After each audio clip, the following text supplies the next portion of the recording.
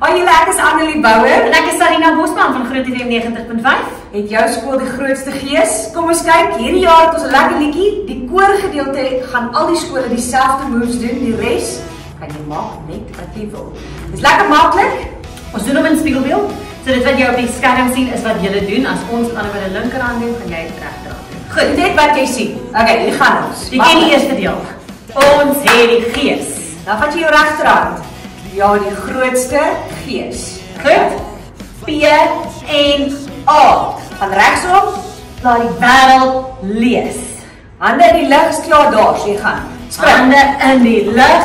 Laat hoor jou stem. Gaan weer regs. Kleur jou wêreld met gees.